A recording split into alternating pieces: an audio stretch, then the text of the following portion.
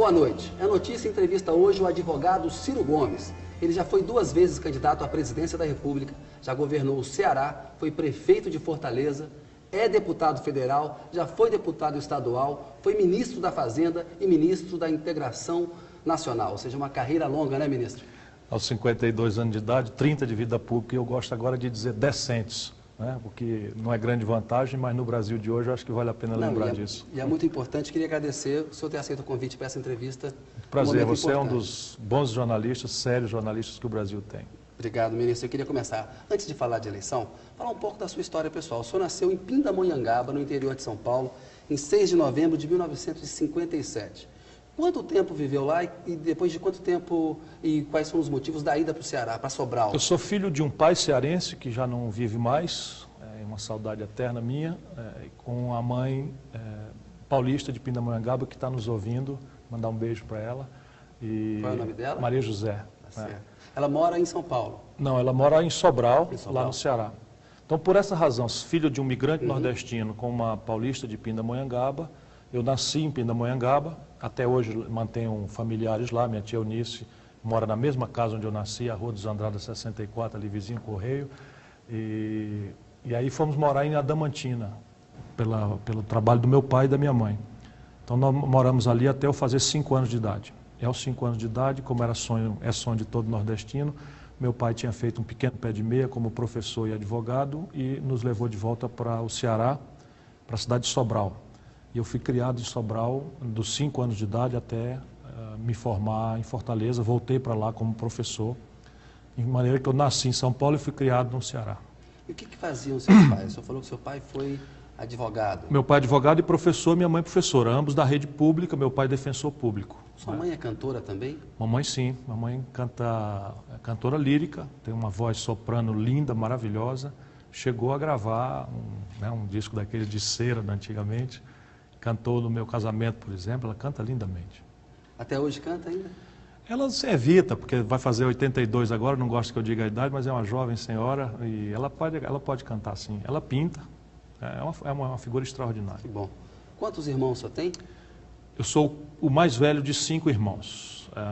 Lúcio, que é o segundo, uma pessoa extraordinária, que é diretor da Oi, lá no Ceará, e me ajuda em tudo, é meu braço direito em todos os momentos. O Cid, que é o atual governador do Ceará, que faz um extraordinário governo, não pela minha opinião, mas o Datafolha o coloca depois, em seguida a Aécio, o Eduardo Campos, o Cid. Cid Gomes, do PSB. Gomes, PSB do Ceará. A Lia, que é médica, mora em São Paulo, casada com o Einar, meu cunhado, que enfim, marqueteiro, né, da vida da política, inclusive. Foi por essa razão que ele conheceu minha irmã. E o Ivo é um jovem político também, formado na Law School de Harvard, a escola que formou o John Kennedy, tem mestrado lá e a vontade é servir a política. Está fazendo, tem algum cargo eletivo? Ele é deputado estadual. Lá no Ceará? Contra a minha opinião, achava que ele devia ganhar dinheiro. Devia seguir ali a advocacia. Pelo menos um de nós devia se interessar por ganhar dinheiro. Porque a política, né, é uma atividade que exige muito. Para quem é sério, é uma bela vocação, premia muito com o carinho do povo, mas não é caminho para ganhar dinheiro, não. Qualquer político que não tendo outra atividade enriqueça é estranho. É estranho. Não, e é muito comum na política, né? O cara entra pobre e sai rico, né? Infelizmente. Mas eu queria perguntar para o senhor, até os 5 anos, guarda alguma memória dessa vida no interior paulista? Eu tenho lembranças impressionantemente fiéis, não é? Tanto de Pindamonhangaba, onde eu vim ali para ver minha avó, Ismênia, de vez em quando, quanto de Adamantina. Eu lembro dos meus vizinhos, lembro dos amigos, lembro da casa. Inclusive, não dessas campanhas de presidente da República, eu fui lá e fui conhecer a casa, claro, rever a casa. Como eu era muito neném, muito pequeno, a casa para mim tinha uma dimensão e é uma casa minúscula, miudinha, né? Muito confortável, muito agradável. Mas eu fui lá e as pessoas que moram lá me receberam super bem, enfim, me deram um lanche lá, foi um momento de muita emoção para mim. E a adolescência? Eu lembro da primeira vez que eu vi o mar, que foi na praia de Ubatuba, né? E a adolescência? A adolescência foi em Sobral. Eu estudei...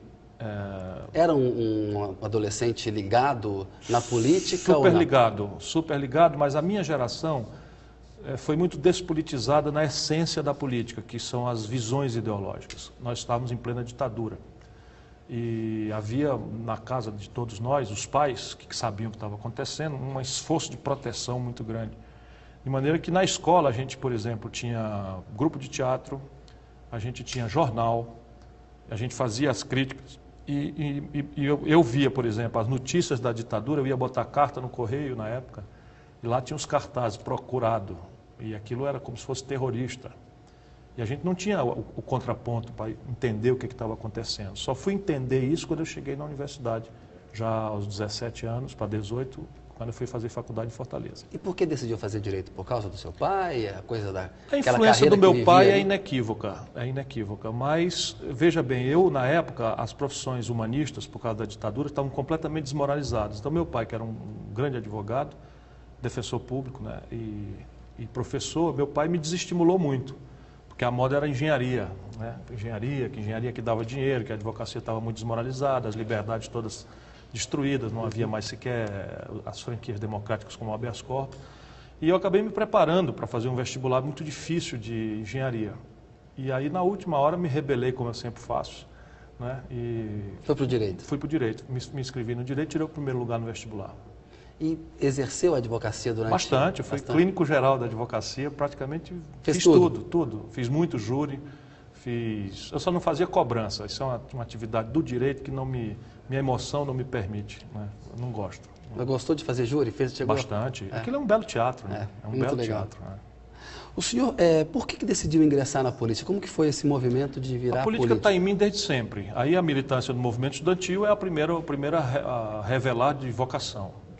Líder de classe, todas as vezes. Confusão, grupo de teatro... time de futebol, líder da turma, quem é que ia representar para protestar contra qualquer coisa? Lá era eu sempre, por vocação mesmo. E aí, quando volto para Sobral, formado, e já tinha sido candidato a vice-presidente da União Nacional dos Estudantes, no ano da reabertura, da UNE, em 79. Nós conseguimos, sou da geração que reabriu, né, o movimento estudantil. E aí meu pai me chama, ele era prefeito. E me chama e começa uma conversa estranha, né, que tinha acabado o mandato, estava acabando o mandato, que não tinha roubado, porque o padrão nosso é um padrão de decência, etc, mas que não queria sair da prefeitura sem levar nada. E que é isso? Estranho. Estranho. Aí eu estive pensando, nós precisamos apresentar uma candidatura a deputado estadual. Isso é o que ele queria levar, né, uma representação de um deputado estadual da nossa cidade que estava muito desmoralizada, muito sem prestígio, que é a cidade de Sobral. E eu disse, bom, vamos lá, vamos estudar quem é o deputado. Ele disse, tem que ser você. E eu não aceitei aquilo de forma nenhuma, e briguei, esperneei, mas acabei aceitando. É a segunda vez que o senhor vem ao programa e nós conversamos sobre essa coisa da filiação partidária naquele primeiro programa, que havia uma vinculação partidária, apesar de ser do movimento estudantil e estar numa carreira de oposição à ditadura, a primeira candidatura foi pelo então PDS. Isso, por e causa depois disso, migrou para o porque PMDB. Tinha uma vinculação que obrigava, veja como o Brasil tem melhorado. Né? E, aliás, tem alguns retrocessos querendo acontecer. Mas naquela época, se você votasse num vereador de um partido, você era obrigado a votar em todos, deputado estadual, prefeito, governador, senador, todos do mesmo partido. E lá em Sobral não tinha oposição, assim, eram sublegendas do PDS. E o meu pai já estava com a sucessão dele em marcha. Então, ou eu ia contra meu pai, ou eu não ia. E foi por isso que eu esperneei. E nós falamos disso exaustivamente a outra vez, porque sempre cobrado, o Ciro começou no partido da ditadura. Muito chato mesmo.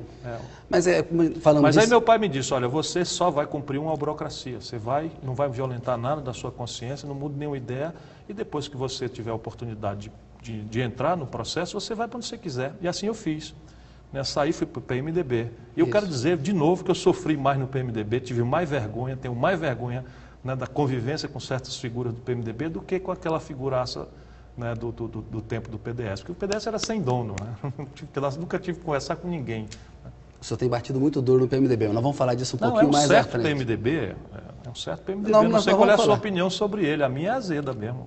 Eu acho que é muito problema no PMDB, né? É um partido que não sabe viver ali fora do poder. Não acho que o PMDB, né, como partido, seja um problema. Acho que o PMDB tem tantas virtudes e defeitos quanto qualquer outro partido. O problema é a hegemonia. É que hoje quem manda no PMDB não tem o menor escrúpulo, nem ético, nem republicano, nem compromisso público, nada. É um ajuntamento de assaltantes, na minha opinião. O senhor acha que o Michel Temer, que é presidente do partido, vai ser indicado vice da Dilma? Eu acho que o Michel Temer hoje é o chefe dessa turma. Dessa turma de assaltantes, o senhor acha? Dessa turma de pouco escrúpulo, sem dúvida. Eu sei porque na Câmara, é o ponto de vista onde eu estou, quem distribui as tarefas é ele. E as pessoas a quem ele tem distribuído as tarefas, francamente, Eduardo Cunha, do Rio de Janeiro, Burnier, do Rio de Janeiro, presidente da Comissão de Fiscalização, parece um deboche. Parece um deboche. E o povo brasileiro é porque não presta atenção nessas coisas. Você tem conhecimento de algum detalhe que possa revelar sobre essa ação deles que é desabonadora? Sabe como a vida funciona, né? Eu conheço o Eduardo Cunha há muitos anos. Não posso nem ser, nem é meu papel. Agora, o Eduardo Cunha tinha um lugar na Telerge, na época do PC Farias, do escândalo do PC Farias. Ele estava no escândalo dos fundos de pensão do Garotinho, do governo Garotinho. Uma coisa. Enfim, ele exigiu a nomeação do cara dele de Furnas pelos jornais com a faca no pescoço do presidente da República, com o projeto da CPMF embaixo do braço, que aceitou. Agora eu não engulo, desculpa. Eu só apoio esse governo também, né? Eu apoio esse governo. Agora isso não quer dizer que eu engulo tudo, não. Tá, vamos falar uma parte do batraque engancha aqui na goela. Não, já que o senhor ingressou na política, então vamos tocar direto para ela. O senhor quer ser candidato a presidente da República, já manifestou isso claramente, já deixou claro, colocou uma carta no seu site fazendo um apelo lá ao PSB para ter mais ousadia, usou o argumento de que time que não joga não forma torcida. Mas o seu partido não quer que o senhor seja candidato e marcou para a próxima terça-feira uma reunião em Brasília que parece que vai ser apenas uma formalidade para dizer ao senhor o seguinte: olha, Ciro, a nossa consulta às bases, aos líderes regionais, indica que nós não desejamos a sua candidatura a presidente, preferimos a candidatura da Dilma. O senhor vai abandonar a disputa presidencial, ministro? Eu não abandono, não desisto, não há força humana que me faça desistir. Agora, uma democracia, mesmo verdinha, né, precária como a brasileira, precisa se construir em cima de práticas políticas decentes. E uma prática política decente é você querer uma coisa, mas respeitar a vontade da maioria do seu coletivo. Então eu vou espernear até terça-feira, na hora que abrir a porta da reunião, eu estarei esperneando. Mas eu aceitarei com muito respeito, né, lamentando muito, ficando muito triste, agradecendo do fundo do meu coração o estímulo, o apoio que eu tenho tido generoso dos brasileiros por onde eu ando, e vou lutar. Agora, se o meu partido, por alguma razão, entender por maioria ou por unanimidade, seja como for, que a minha candidatura não é oportuna nesse momento, ele dirá ao país por quê e eu respeito, não sou dono da verdade. Já na terça-feira não é um teatro, você já não está claro. Na sexta-feira foi manchete... Para alguém pode ser um teatro, para mim não é. Para mim não é. Eu não saio da disputa enquanto não houver uma formalização, não é, da deliberação do partido. E recomendei fraternalmente ao Eduardo Campos, que é o meu presidente e o governador de Pernambuco, um grande quadro, porque eu tenho mais do que respeito, um enorme carinho, uma enorme amizade, que ele se proteja de amanhã um militante nosso não entender de que foi uma tratativa de bastidor que me tirou o direito de ser candidato e que tirou do povo uma opção. Não é o que está acontecendo? Não é uma tratativa de bastidor entre o Eduardo Campos, presidente do PSB, governador de Pernambuco, e o presidente Lula? Seria se não houvesse uma reunião terça-feira com o coletivo todo do partido. Né? O bastidor, ninguém pode acusar ninguém de nada. E eu não estou acusando ninguém de nada. O partido dizendo para o senhor na terça-feira que não quer. Viola no saco, aí eu vou pedir ao partido, porque eu tenho 52 anos de idade. Candidato a presidente da República, se eu disser que não sou, ninguém acredita, eu sou. Né? Eu vou ter daqui 15 anos a idade que o Serra tem hoje. Né? Então, o que eu vou querer, minha preocupação é com o Brasil. Né? Eu vou respeitar a decisão do meu partido, vou agradecer, volto a dizer, porque isso me comove. Você não tem ideia, eu disse ao Eduardo Campos na reunião que nós tivemos na quinta-feira passada. Claro que talvez 5.000 pessoas passem por mim e não saibam nem quem eu sou. Mas os 50, os 200 que chegam perto de mim me comovem. Estão me pedindo, estão exigindo, estão apelando que eu não desista. E aí eu acredito que não é pelos meus belos olhos, que nem tão belos são assim. É pelo que eu quero ver discutido no país, um novo padrão de política industrial, de comércio exterior. O Brasil está perdendo oportunidades graves no mundo em relação à sua maturidade tecnológica. O Brasil não vai aguentar pagar conta, já está aí o rombo nas contas do país com o estrangeiro, voltou gigantesco. Nós não vamos aguentar pagar a conta do consumo do nosso povo, exportando matéria-prima sem agregação de valor, que só a tecnologia faz. Eu tenho ideias, assim, apaixonadas sobre a educação do país, criar um programa de mérito. O senhor participa do debate público com muita força. Pois é, então o que eu queria ver, não é para o povo brasileiro, não é importante Ciro Gomes, Chico, Manel ou Rola Bosta. Rola Bosta é o nome de um besouro, não é nome feio não. Não interessa, o interessa é o que nós vamos discutir em relação ao futuro do país. Para o seu papel na política seria só de candidato à presidência? Porque o senhor falou, olha, o PSB se disser que não quer, eu vou enfiar a viola no saco. Ele não fará mais nada, não disputará mais nada? Não, eu vou parar um pouco. Vou parar um pouco. Vai fazer o quê? Escrever, trabalhar, tentar ganhar algum dinheiro.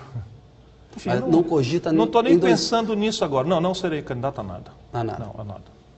O senhor, numa entrevista ao portal IG, disse que o governador de Pernambuco, Eduardo Campos, e o Roberto Amaral não estão no nível que a história impõe a eles no momento. O Eduardo Oineg roubou essa entrevista. Por quê? Porque também eu acho que você pode roubar uma entrevista. Eu não dei essa entrevista. Ele me ligou e eu, por atenção pessoal a ele, eu expliquei que só daria entrevista no dia seguinte. Tinha me comprometido comigo mesmo de só falar hoje, nesse domingo, com você, porque era um compromisso antigo.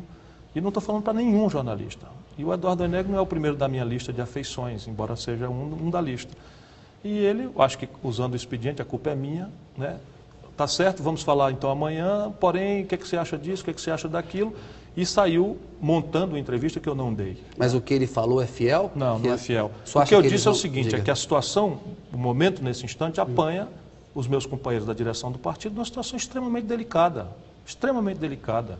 Eu disse para eles, fraternalmente, respeitosamente, né? Porque eu nada tenho a perder. Nada tenho a perder. Eu disse para eles, nada me motiva a estar na política a não ser oferecer uma proposta encantadora para o futuro do país, me submeter ao julgamento popular, valorizar o voto do cidadão, porque se ele não tiver opção, ele não tem valor nenhum. Isso é o meu sonho, eu construir, a minha vida está dedicada a isso. Enquanto eles não. Um está ocupado na burocracia do federal, o outro está ocupado num governo de Estado. Isso eu acho que limita muito, constrange muito. Como muitos companheiros estão, como é legítimo, é humano, é normal, preocupados em como é que supera a chantagemzinha do PT lá na paróquia de Sergipe e tal, como é o caso do senador Valadares. Mas tudo bem, tudo isso é humano, tudo isso é legítimo, tudo isso é respeitável. Mas eles não têm um bom argumento? Olha, em novembro do ano passado, ministro, chegou a ter 17% nas pesquisas. A Dilma Rousseff, pré-candidata do PT, tinha menos. Hoje, o senhor tem por volta de 8%, 9%, quase metade do que tinha em novembro há 6 meses. E a sua rejeição nesse período aumentou. Ou seja, para o PSB, não faz sentido, no momento, priorizar alianças estaduais para eleger mais governadores? Pode ser não o que eu estou dizendo? Eu considero um equívoco. Considero um equívoco, porque o que afirma um partido é a sua personalidade no debate nacional. E se a gente fosse aceitar no Brasil que pesquisas antecedentes ao processo eleitoral fossem assim tão definidoras a ponto de não apresentar candidaturas, o Lula não era presidente da República. O Fernando Henrique jamais teria sido presidente da República, não é? Se você olhar o que aconteceu em todas as eleições na antecedência, sendo que no caso brasileiro não é só vamos dizer, a evolução do pensamento com a evolução da informação, é a fraude, é a manipulação. Esses censos que botou esse 17, na data, você pode ir no seu arquivo, eu disse, isso é mentira, eu nunca tive 17%. Como é que alguém vai ter 17% se nem aparece na televisão? Acho que o Ibope chegou a dar um... Jamais. O Ibope é a mesma coisa. 15 ou 16%. O Ibope, o Montenegro vende até a mãe para ganhar dinheiro. Isso aí eu conheço de longuíssima data. Mas vende pesquisa? Mas vende e vende mesmo. Agora pega uma série histórica do Datafolha, que é o único instituto que não aluga para nenhum partido. É o único.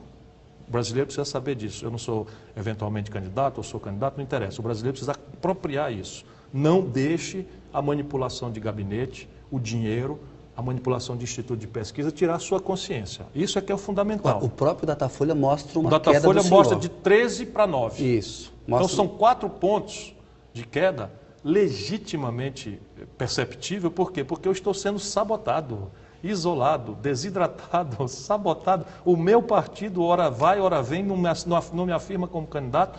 Os candidatos todos em pré-campanha, uma escorada na estrutura do governo federal, do presidente mais popular da história, o outro escorado na força do governo do estado de São Paulo e na grande plutocracia brasileira e sua conexão com a grande mídia e tal. Sabe quantas vezes eu saí na Rede Globo, sendo eu o deputado federal mais votado do país e tendo opiniões importantes relativamente, não por mim, mas pela experiência que eu acumulei? Eu só saí uma vez no Jornal Nacional num escândalo que mentiram que eu tinha comprado uma passagem para minha mãe para o estrangeiro com dinheiro da Câmara, que era mentira. E o desmentido jamais saiu. Então a vida é assim, eu não estou me queixando. Agora, nós vamos fazer isso? Então os institutos de pesquisa acertam agora, abril, quando o povo está aí entrando no ônibus, jogando a terceira jornada de trabalho pela qual ninguém lhe paga um centavo, ouvindo balas zunir, enchente no Rio de Janeiro, matando o nosso povo, desastre. Ninguém está ligado em campanha, em política, só os políticos e os jornalistas. E grandes tratativas, grandes jogadas, grandes manipulações. Nessa semana semana passada, nós tivemos Datafolha, o Serra com 10 pontos de diferença em relação a Dilma, Censos, o Serra e a Dilma empate rigorosamente com o mesmo número, e Ibope, o Serra com 7 pontos na frente da Dilma. Eu posso atestar a seriedade do Datafolha. Não, o que eu estou dizendo, o único, eu nem atesto tanto. O que eu estou dizendo é que é o único instituto que não se aluga para partido político, nem para empresa. O Datafolha é sério, ministro. É um instituto sério. Eu também acho. Eu acho todo mundo sério. Pedir licença para o senhor um minutinho. O que é importante é a gente não entregar nem ao Datafolha, muito menos ao Ibope e ao Censo, que fazem qualquer negócio, a consciência do futuro, do destino da nossa pátria. O eleitor tem que votar a urna. Pesquisa não é eleição. Mas causa um estrago grande. Não, sem dúvida. Mas o jornalista, por exemplo, pega a gente e diz assim, mas o seu partido não tem razão, o senhor está caindo na pesquisa e tal, o senhor teve 17. Onde foi que você viu esse número 17? No censo. Pois é. Que não vale a nota de R$3. Agora, a pesquisa séria é um dado de informação do eleitor séria também. Então me diga que dia o Datafolha me deu 17. Eu não me lembro Vai agora. no arquivo, não tem que existe. ver. Não, o senhor chegou no Datafolha a ter uma coisa... 13, o máximo. Não, o senhor já teve mais no Datafolha. Então, ótimo. Nós vamos pesquisar. Me falha a memória agora. Mas eu preciso fazer um intervalo. É notícia, volta daqui a pouco com Ciro Gomes.